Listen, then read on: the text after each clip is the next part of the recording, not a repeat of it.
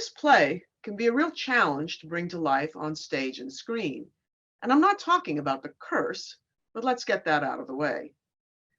Actors have long referred to Macbeth as the Scottish play, believing that it was cursed due to its long history of mishaps on stage, actors being injured, scenery collapsing. So it became traditional to never utter Macbeth aloud and refer to it instead as the Scottish play. Even America contributed to this history. In 1849, there was a bloody riot on the streets of Manhattan over a theatrical performance of the Scottish play. It was instigated by the fans of a beloved American actor. They were affronted by the fact that an Englishman was starring in the title role. At least 20 people were killed in that riot. And this strange stage history of bizarre events has gone on into the 20th century. A stage weight barely missed the head of Sir Laurence Olivier in a 1937 production. In 1942, 3 actors died during a run of the play starring Sir John Gielgud, and to boot, the costume designer commits suicide. Now, I suppose that this is all a lot of bad luck, but it certainly adds to the legend of the play as dark and bloody, violent, fantastical, and phantasmagoric. Perhaps the biggest puzzle the play offers is how to represent the power couple at its center. Any production of Macbeth must grapple with the fundamental questions the play poses. Is Macbeth ambitious of his own accord or driven by forces beyond his control, including his wife? Is he an impotent weakling, a blustering megalomaniac, or something in between? Did he fall or was he pushed? But even more problematic, I think, is how to play Lady Macbeth. Now, we are less likely today to be afraid and suspicious of powerful women, but that was not always the case. And Lady Macbeth posed a problem for earlier generations that weren't certain as how to deal with forceful females. What was she? A nag, a shrew, a witch, a seductress? Or could she simply be a loving wife, helping her husband be all that he could be? And what about the sexual dynamics between them? They are one of Shakespeare's very few loving, even lustful couples. If we look at the stage history of the play, we see that the choices that directors and actors made about how to portray Macbeth and his wife reflected the perceptions and the expectations of their time. So, for example, throughout the 18th and into the mid-19th century, actors tended to play Macbeth with tragic dignity, a reluctant, sensitive murderer, henpecked by his wife, while Lady Macbeth often comes off as an ill-tempered, badgering shrew, a stereotype and way of dismissing strong women. In the late 19th century, the Shakespearean stage was dominated by Henry Irving and Ellen Terry. Now he, as you can see from his striking image, was the inspiration of Bram Stoker's title character in the novel Dracula, published in 1897. Irving's Macbeth was not unlike himself, gloomy, cunning, manipulative. The actress Ellen Terry enacted a more sedate Lady Macbeth, something of a simply cajoling housewife. Throughout most of the 20th century, the London stage was dominated by John Gielgud and Laurence Olivier. Gielgud, of course, was famous for deploying his stylized acting and his melodious tenor voice. He was all in his head, whereas Olivier was a far more physical actor, as can be seen by his film versions of Hamlet, Richard III, and Henry V. Olivier and his wife, Vivien Leigh, revived Lord and Lady Macbeth at Stratford in 1955. And Olivier wanted to produce a film version. It was going to be dark and brooding and bloody and shot in Scotland, but it never happened, reviving rumors of the curse of the Scottish play. Now, in the late 20th century, the most outstanding London stage performances of the Macbeths were given by Ian McKellen and Judi Dench under the direction of Trevor Nunn. This production was, fortunately for us, filmed in 1979. McKellen plays a mature Macbeth who unravels in the course of the play, becoming increasingly unglued and paranoid. Judi Dench gives an extraordinary performance as Lady Macbeth.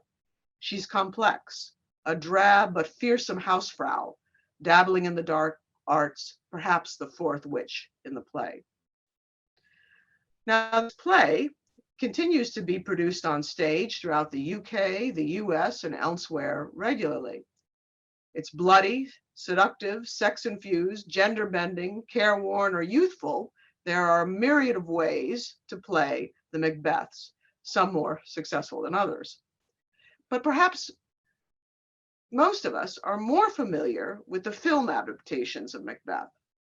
There are 17 major film versions of this play. Probably the most famous was filmed in 1948, and this is Orson Welles' so-called voodoo Macbeth.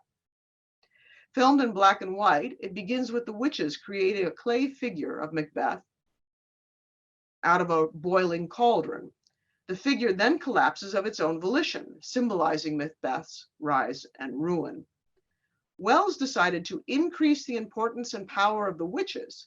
They drive Macbeth towards catastrophe. He also made drastic changes to the play. He adds a character and deletes others. And he filmed violence that occurs offstage in Shakespeare's play, such as Macbeth's beheading. Watching this film, if you're a film buff, you will also notice that Welles was heavily indebted to the films of the 1930s, particularly in his use of close-up shots, similar to Hollywood melodramas like Wuthering Heights and Gone with the Wind, both of which premiered in 1939. But he was also indebted to early horror flicks like James Whale's Frankenstein movies of the 1930s. Now, Roman Polanski's 1971 film version follows many of Welles' techniques and interpretations. This film also begins with the witches. This time, they're bearing a severed hand that holds a dagger.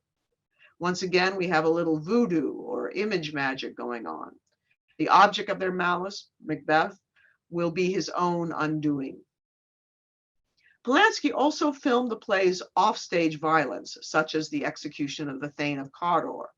But whereas Welles created a surrealistic atmosphere with fog and shadows and silhouettes, Polanski strove for a primitive realism.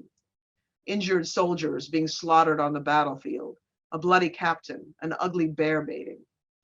And John Fitch's brooding, self-centered Macbeth suggests that perhaps he is the one propelling the action. The film also speaks to its time, the early 1970s. Polanski's power couple is young and beautiful and sensual. When together, the Macbeths appear to be a lusty young lovers, hippies almost, drugged by their mutual ambition and unconcerned about trampling on anyone who gets in their way. They're murderers without malice, modern, if not mod, to the core. Now, here we are in the first third of the 21st century, and this play is still alive and influential. Taught in classrooms across the country, performed regularly and filmed. Most notably, we have two new film versions, both inspired by Welles and Polanski.